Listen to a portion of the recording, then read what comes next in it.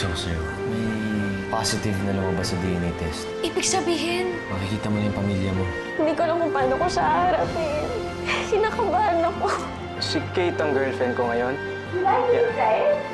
Inaano mo sa kanila na kailan mo ako? I want you to meet your brother, Waldo Salazar. Kuya. Hindi niyo dapat pinapunta yung press kanina. What's the problem?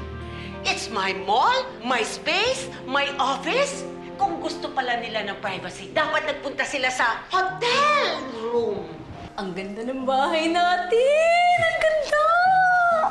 Buhay mayaman na tayo dito. Paano ka ba nakaalis sa ampunan? Paano ka nakapagsulo?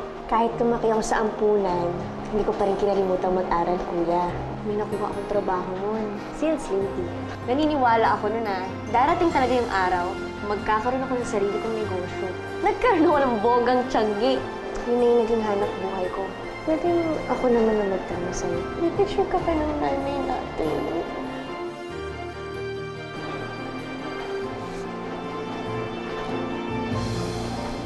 Kuya, ang labo eh. Pasensya ka na. Nabasa kasi yung wallet ko. Nasama yung picture ni nanay. Pero ayun, tingin mo yung ilong niya. Tsaka yung labi niya, Alam mo ba yung pangalan niya? Alicia nga yung pangalan niya. Alicia ang pangalan niya.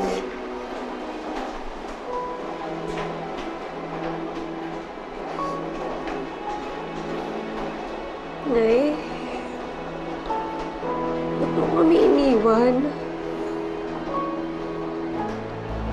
Hindi ba kami mahalaga sa'yo? Hindi mo ba kami mahal?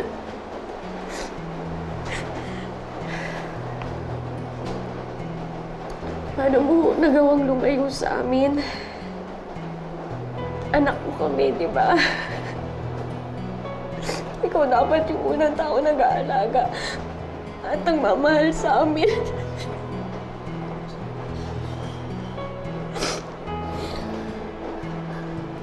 Alam mo ba, Nay, kung gaano kasakit yung lumaki na walang nagmamahal na ina.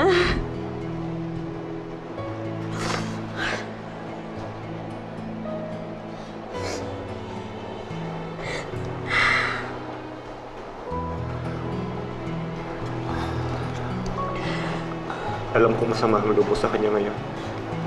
Pero sana, kung sisihin si inay, malamang meron siyang rason kung bakit hindi siya bumalik sa atin doon. Pero sa pagkakakilala ko kay inay, sobrang mabuti siyang inay. Sobrang bait niya. At sa totoo lang, mahal na mahal niya tayong dalawa. Kuya, okay lang ba kung akin na lang to? Oo naman. Para kahit sa litrato man lang, kasama mo si inay. Ses, okay lang ba? Akin na lang yung juice mo. Gusto kasi yung juice ko. Okay.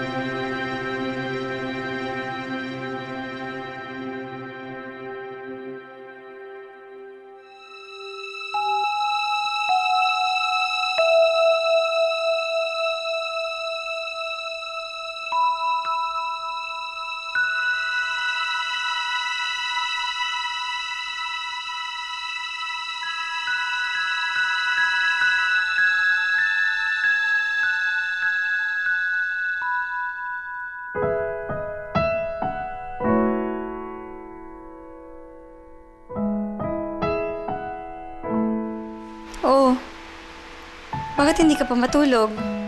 Mamahay yata ako eh. Hindi na yung katawan ko sa walang surot na kama. Pwede ba? Huwag mo na ipaalala sa akin yun. Pero alam mo, honey, Cup,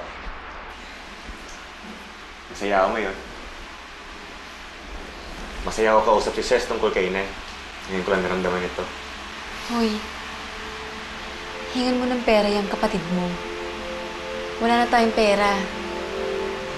Tandaan mo na may usapan tayo. Sa oras na wala kang inabot sa akin, iiwan kita at aalis ako. Tulog ka na nga? Oo na.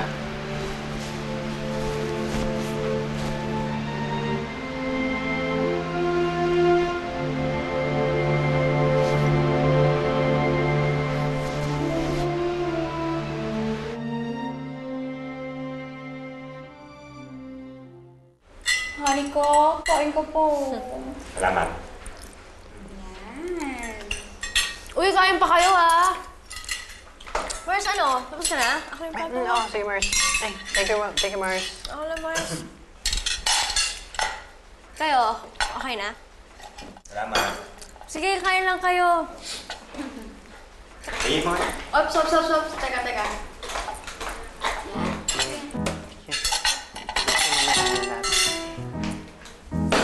Ay, sorry. Sorry. Ay, Mars, ako na. Sige, Mars. Hello! Hello! Papa!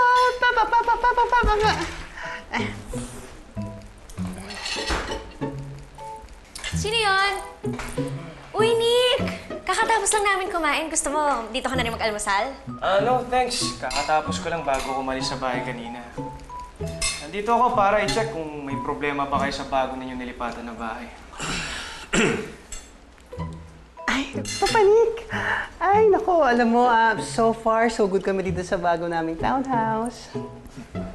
That's good. Oh, Brad. Kita mo yan. Kita mo yan, no? Front page. Sikat na ako. Kaya pala yung pakumpare ko, text ng text sa akin eh. Yan, no? Front page. Kuya talaga. Wala ka bang pwedeng pagkakitaan dyan sa pagpo-post mo dyan sa dyaryo? Nasa mo. Siyempre meron.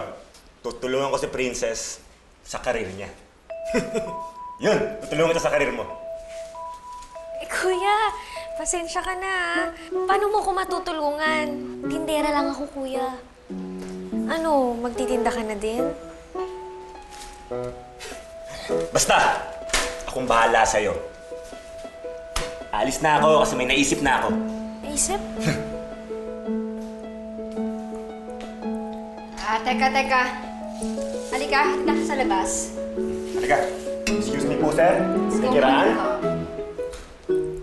Ingat kayo, ha. Bye, kuya.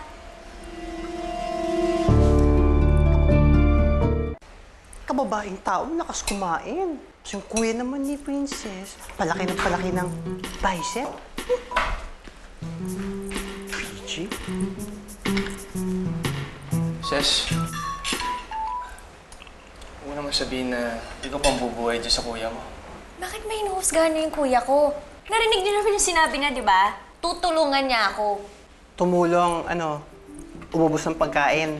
Alam mo, sana talaga pagtulong yung gagawin niya, hindi yung magiging pabigat pa siya sa buhay mo. Kasi kung gano'n, Ses, napakakapal naman ang mukha ng kuya mo.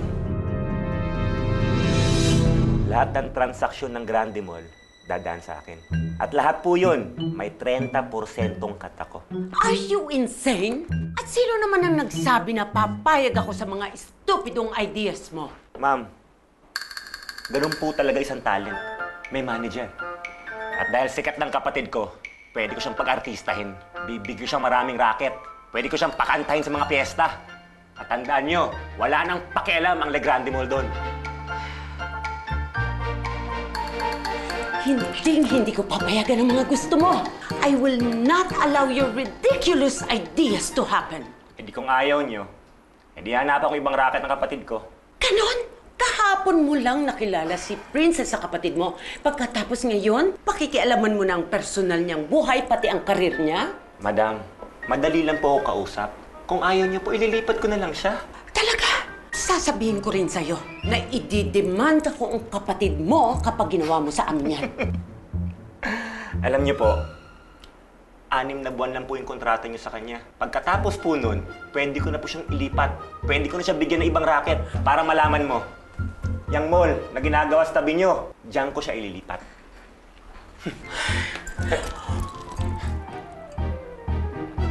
Sinabi po ni Waldo yun? Yes! Yun ang sinabi niya. Sinasabi ko na nga ba may kagulangan yung taong yan eh. I'm sure hindi alam ni Ses na ginagawa ito ng kuya niya. Huwag natin daanin sa init ng ulo ang problema. Let's find a way na hindi lumala ito. Anong ibig mo sabihin? Magkukoncede tayo sa kanya? Ibibigay natin ang 30% na hinihingi niya? Of course not. Kung humihingi siya ng percentage, silang magkapatid dapat mag-usap. At hindi tayo magbibigay nun. Hindi ako papayag, Dad. That's unfair to Ses. Kung ayaw mo, sa atin hihingi ng 30% na yan dahil ima-mark up pa siya. Hindi ako papayag na bigyan ng komisyon ang mohong na yan. Mas mabuti pa siguro kung kausapin muna natin si Ses bago tayo magdiskusyon. Let's find out kung inaproban nga ito ni Ses or gawa-gawa lang ito ng mohong na yan. Hindi kaya mabigla yung mga grande sa gusto mong mangyari. Ganyan talagang kalakaran sa trabaho niya. Pero kasi, boyfriend ko si Luis eh. Pamilya na rin yung turing ko sa kanila. Biro mo, sila yung tumulong sa atin para magkita tayo. Tapos sila pa nagpatira sa atin dito. Princess, ibang negosyo, tsaka iba rin ang relasyon. Ito, isipin mo to. Kapag ba ikaw isa kang dentista, lahat ng paggamot sa'yo, ililibre mo. Oh. Siyempre, hindi, di ba? Ganyan din ang mga grande. Shota, trabaho. Labas yun. Princess, pinoprotektahan kita dahil kapatid kita. Ayokong abusuhin ng mga grande ang endorser nila, ano? Intindihan mo?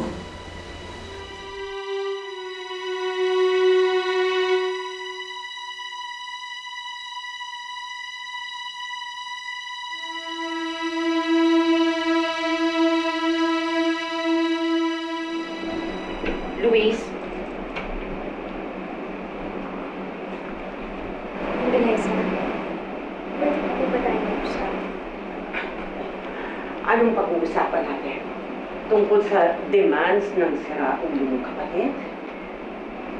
Nandito po ako para magpaliwanag. You have nothing to explain. Everything is clear to me now. Mga mukha kayong pera. Magkapatid nga kayo. Pareho kayong ganit, pareho kayong oportunista. Nandito po ako para magpag-usap ko sa inyo, Vanessa. Pag-inuusan natin. Hindi naman kita nilalait. I am just stating a fact. Tama nga ang tiniposition ba? You are such a user. Ginagalasan mo ng anak ko. Sobra-sobra naman if ay magsalita, ma'am. O talaga, bakit? Sinasabi ko naman totoo. Ha? Ano? Tama na. Teka, tama yung Ay! Ma'am Eliza, naku, sorry ho. Pasensya nung hindi ko sinasadya, ma'am. Ma'am? Help me! Are you okay? Tinulak ako niyang si Sis. Totoo ba, sis?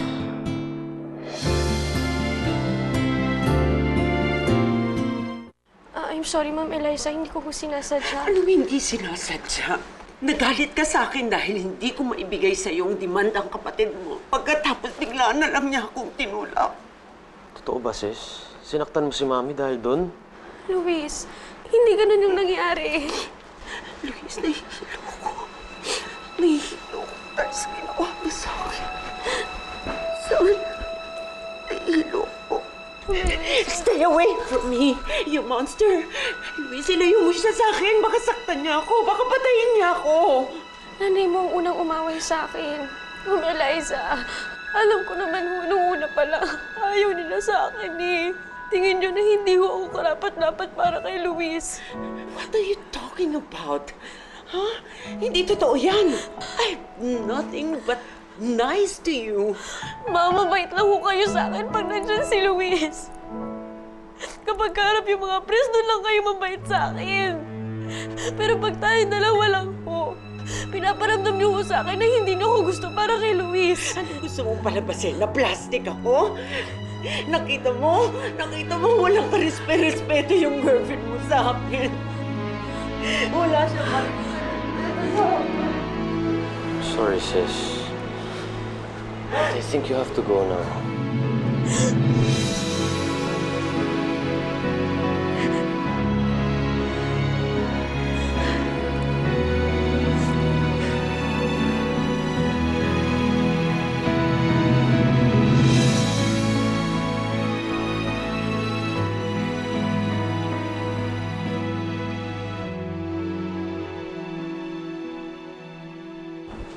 Ses. Oh, umiyak ka ba? Si Luis ba? Nag-away kayo? Huwag mo nang alamin. Alam ko naman din kakampi ka sa kanila eh. Ang labo mo, Ses. O ano, ako pa yung masama ngayon. Sige na, awayin niyo na akong buong pamilya. Okay, I'm sorry. Ses, I'm your friend. You can tell me everything. As I've said, bigla na lang siyang pumunta dito sa opisina. Pagkatapos hinihingi niya sa akin yung demand ng kapatid niya. Nung hindi ko mabigay, bigla na lang siya nagwala and she started shaking me. Ginawa niya talaga yun. Kilala mo naman ang girlfriend mo. Galing sa palengke, mahilig siya sa basag ulo. Hindi lang talaga ako makapaniwala na kaya niyang gawin yun. Hindi siya ganong klaseng tao. Mali ang pagkakakilala natin sa kanya. Maagang panahon pa lang, pinakita niya na ang totoo niyang ugali. Ang pagiging palengkera. Hindi ko alam kung saan ako nagkamali. I've been so nice to her. Pero inabuso niya ako. In my whole life, I've never been violated, humiliated. Akala kasi ni Luis, inaway ko yung mami ni.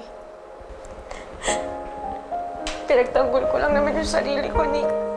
Maniwala ka sa akin, wala akong intensyong saktan si Mama Eliza. I believe you, Ses. Nung sinabi mo pa lang yung pangalan ni Tita Eliza, alam ko na kung sino may kasalanan. Alam mo, Nick, naiintindihan ko naman kung kampihan ni Luis yung nanay niya. Siyempre, nanay na yun, di ba?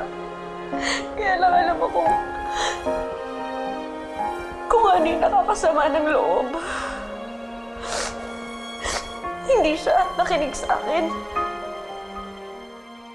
I've been very patient with her. Nung sinabi mo sa akin na gusto mo siya, kahit nalabag sa loob ko, tinanggap ko. I respected your decision. I even supported your relationship with her. I tried to know her. I tried to be close to her. Ginawa ko lahat para patunayan ko lang sa'yo na mahal kita. Mahal mo ako?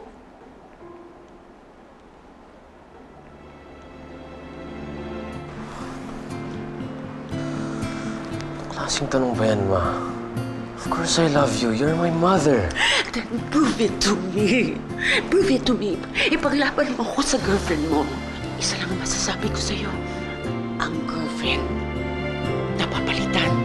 Pero ang nanay, nag-iisa lang. Ayoko namang mag-away silang mag-ini. Pero, ang sakit-sakit lang kasi nung ina-akusahan ka ng mali. Tapos, yung taong mahal mo, maniniwala dun sa kasinungalingan na sinasabi tungkol sa akin.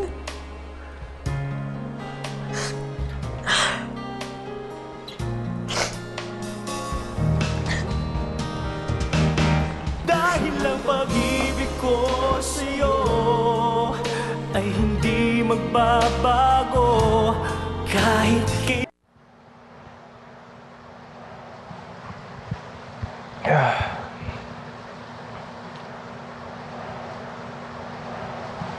Nakausap ko si Ses, ah. Sama-sama na loob niya sa'yo. Nakikiusap ako sa'yo. Please, next time na lang natin pag-usapan to. Do you honestly believe na magagawang saktan ni Ses yung mami mo? Sa liit niyang yun, bro. Kinaya niya si Tita Eliza. Mag-isip-isip ka naman. Hindi ko talaga nagugustuhan yung tono mo, bro. You may be taller than me, but I'm still older than you. Sinasabi ko lang, sana pinakinggan mo siya. Hindi basta mo na lang siya iniwan. Ika nga, bro. Kailan ka ba naging spokesperson ni Sis? Naawa lang ako sa tao, bro. Kasi iniwan mo na lang siya basta. Anong gusto mong gawin ko? Iwan ko si Mommy? She was hurting. I had to attend to her. Your mom is manipulating you. Talk about my mother that way. Alam ko hindi kayo magkasundo. Pero wala kang karapatan bastusin siya ng ganyan. Yan ang hirap sa'yo eh. Pagdating sa nanay mo, napakabulag mo. Buksan mo kaya ang mga mata mo para malaman mo ang katotohanan. You know what, bro? Kung kinausap mo lang si Ses, hindi mangyayari lahat ng ito. Kung hinayaan mo na siya ma-explain yung side niya.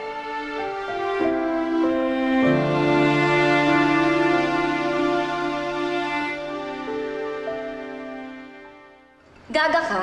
Eh bakit mo naman kasi inaway-away yung nanay niya? Eh kung hindi ka pang manahan nun? Bakit? Patay na ba yung mag-asawang grande? Ang sinasabi mong mana, hindi pa nga sila kinakasal. Huwag mong sinisisi yung Mars ko. Siya na nga itong inaapi dito eh. Ang sa akin lang naman, dapat kino-close mo yung future biyanan mo. Matatong yun, no? Ayun! Lumabas din yung totoo. Amoy pera, mukhang pera. Hoy, bakla ang lamsa mo. Pwede ba? Huwag na kayong magtalo. Pati ba naman dito, aabutan ko yung pagtatalo nyo?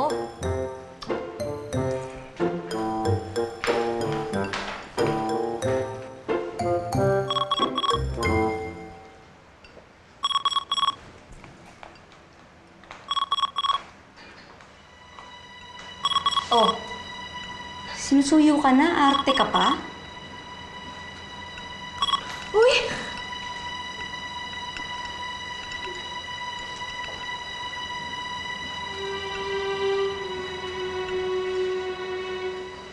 Hello? Hi, babe. Nakauwi ka ba na maayos? Okay na ako. Sorry, hindi kita nahatid Naiintindihan mo naman kung bakit ko kailangan unahin si Mami, di ba? Naiintindihan ko naman eh. Nanay mo yun. Eh ako. Luis, naiintindihan mo ba ako? Of course. Kaya nga ako tumawag eh. I want to understand kung bakit. Paano mo nasaktan si Mami ng ganun? Luis, hindi ko nga sinaktan yung mami mo. Pero nakita ko tinulak mo siya. Hindi ko siya tinulak, hindi ko sinasadya yun. Ano ba? Ganun na lang ba kababa yung tingin mo sa akin? Tingin mo magagawa ko talaga yun sa nanay mo? Hindi naman sa ganun, sis. Pero, ang sabi ni Mami... Anong problema? Magkaiba kami ng sinasabi ng mami mo. Ang tanong, sino bang pinaniniwalaan mo sa amin? One and only drama queen. Wala ka talagang kupas.